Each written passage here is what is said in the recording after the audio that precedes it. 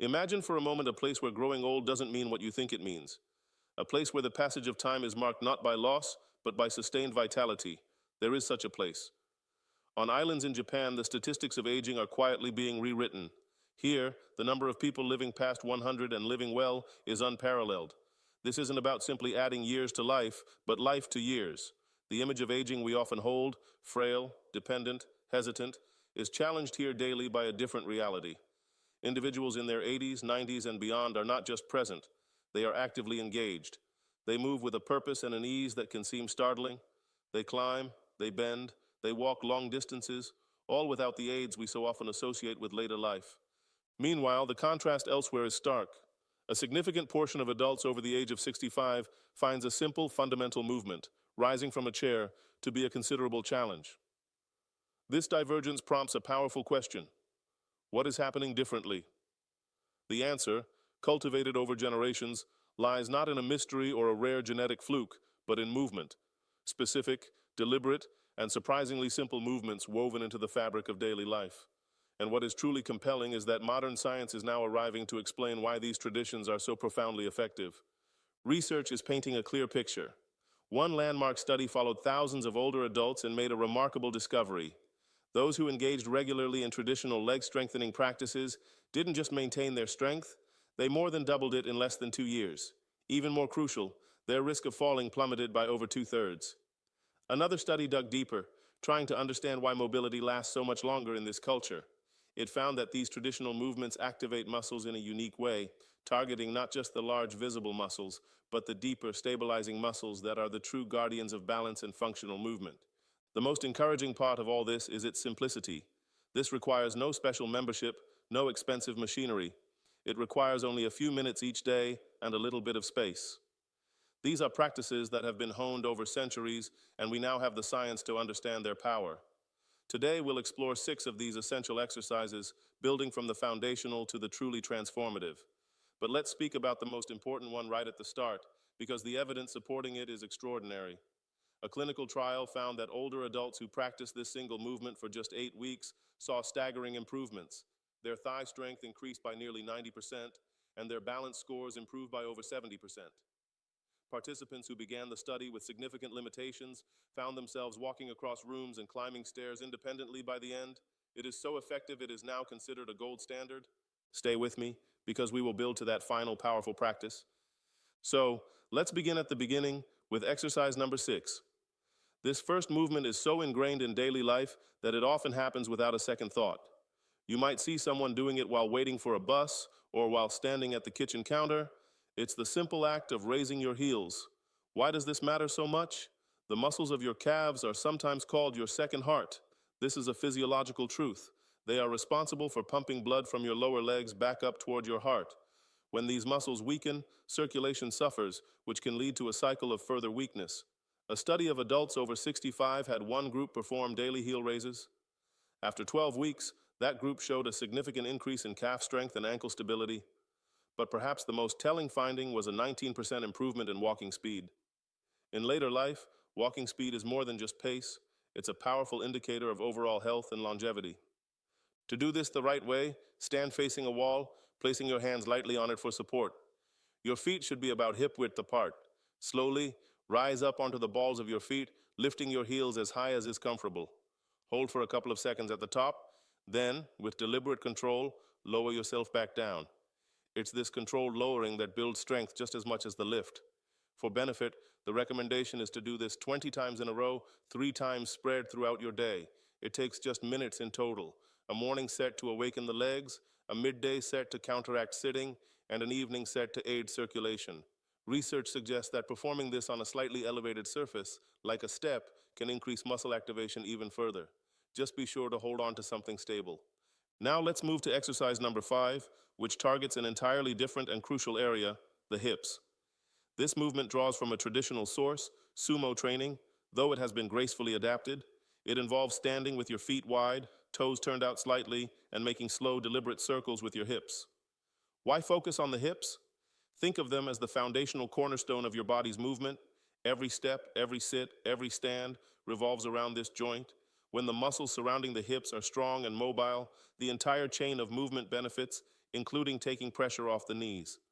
A study compared adults doing these traditional movements to those doing standard exercises. The group practicing the hip circles showed dramatically greater hip stability and stronger inner thigh muscles. They also reported less knee pain. To practice this, take a wide stance, turn your toes out, bend your knees slightly, and place your hands on your thighs for support. Imagine drawing slow, smooth circles with your pelvis as if stirring a large pot. Do 10 circles in one direction, then 10 in the other. The emphasis is on mindfulness and control, not speed. Performing this in the morning has been shown to improve hip mobility throughout the entire day, making every movement that follows just a little bit easier. Exercise number 4 brings us to a seated position. This is a focused movement for building strength in the quadriceps, those critical muscles on the front of your thighs that are essential for standing up, climbing stairs, and maintaining stability. After the age of 60, these muscles can decline rapidly if not actively engaged. A 6-month trial had one group perform seated leg extensions 3 times a week. The results were clear. The exercise group increased their quadriceps strength by over 50%. Their ability to rise from a chair improved by 44%, and their speed on stairs increased by nearly 40%. These aren't just numbers, they are direct translations to independence. To do this, sit in a sturdy chair with your back supported and feet flat. Slowly straighten one leg out in front of you until it's parallel to the floor. Hold briefly, then lower it with control. Repeat on the other side. Start with 10 repetitions per leg and work your way up. When that becomes easy, adding a light ankle weight of just a pound or 2 can significantly increase the challenge. Interestingly, research suggests that doing this type of strengthening work in the afternoon might yield slightly better results due to the body's natural rhythms. Now we approach the exercises that might challenge some conventional thinking. Number 3 is the modified deep squat. In many places, older adults are warned away from squatting. Yet in Japan, it is a part of daily life, gardening, picking things up, using traditional facilities. This constant, gentle practice maintains flexibility and strength in the lower body. A study comparing older adults who regularly squatted to those who avoided it found the squatting group had vastly greater leg strength and balance. The key is in the modification and control. Stand with feet shoulder-width apart near a counter or sturdy piece of furniture for support. Hold on lightly. Slowly lower your body by bending your knees and pushing your hips back as if beginning to sit in a chair. Only go as low as you can while maintaining perfect control and without any pain. Hold for a few seconds at the bottom, then press through your heels to return to standing. Start with just a few repetitions and build gradually. The research indicates that consistency, practicing shallow squats daily, is more beneficial than occasional deep squats. It's about retraining the movement pattern safely. We are now entering the realm of the most potent exercises. Number 2 is the single leg standing balance. This looks simple but is incredibly sophisticated. Balancing on one leg activates a symphony of over 200 muscles simultaneously. It trains not just the muscles, but the neural pathways between your brain and your body, forcing your system to recruit more fibers to keep you stable. A study found that balance training in adults over 70 led to greater functional leg strength improvement than standard weight training alone. Most importantly, it reduced the risk of falling by 73%. Falls are a major threat to independence, so this practice is truly a guardian of freedom. Practice near a wall or counter for safety. Shift your weight to one foot and gently lift the other just an inch or 2 off the ground. The goal is to hold as long as you can, even if it's just a few seconds at first. The Japanese approach integrates this into daily life, while brushing teeth, waiting for the kettle to boil. Short, frequent practices throughout the day are more effective than one long session. To progress, the ultimate challenge is to try it with your eyes closed. This removes your primary sense of balance and forces your leg muscles and your internal balance systems to work dramatically harder. Finally, we arrive at the most essential exercise of all, the stand and sit movement. The data on this is nothing short of extraordinary. Recall that study mentioned earlier. Adults with significant leg weakness practiced this movement daily for 8 weeks. Their quadriceps strength increased by 89%. Their hamstring strength increased by 76%. Their balance improved by 71%. Most remarkably, individuals who began the study requiring walkers were walking independently by its conclusion. This is the power of a fundamental human movement, practiced with intention. Why is it so effective? Rising from a seated position requires you to generate enough force to lift your entire body weight against gravity. It is a full body weight squat, but the chair provides a clear target and a built-in safety net, allowing you to focus on the effort without fear. Research found it activates not just the major muscles, but crucially, the deep stabilizers around the joints that are vital for functional independence. To perform it correctly, Sit in a sturdy, armless chair with feet flat on the floor, hip width apart. Cross your arms over your chest, lean forward slightly from your hips, and pushing through your feet, stand up without using your hands. Pause briefly at the top, then lower yourself back down to sitting with slow, deliberate control. The lowering phase is where significant strength is built. Start with 10 repetitions, taking about 3 seconds to stand and 3 to sit. Do this twice a day. Each week, add a few more repetitions until you can comfortably perform 30. Once that becomes easy, you can increase the difficulty by holding light weights or by using a slightly lower chair. The timing matters too. Doing this first thing in the morning may help establish better movement patterns for the entire day ahead. There you have it. 6 exercises, born from tradition and validated by science.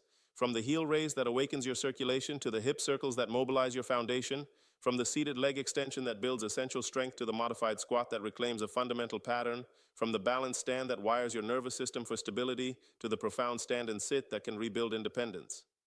This is not about grueling workouts or complex routines. A study found that performing all 6 of these exercises takes an average of just 18 minutes per day. 18 minutes for the chance to transform your strength, to dramatically reduce your risk of falling, and to protect your autonomy in the years to come. The journey begins not with all 6 at once, but with a single step, or in this case, a single heel raise. Master that first exercise tomorrow morning. Live with it for a week, then add the next. Build gradually, listen to your body, and respect its pace. This is the accumulation of centuries of wisdom now offered to you. Your future self, strong, balanced, and independent, is waiting to thank you for every single repetition you do today.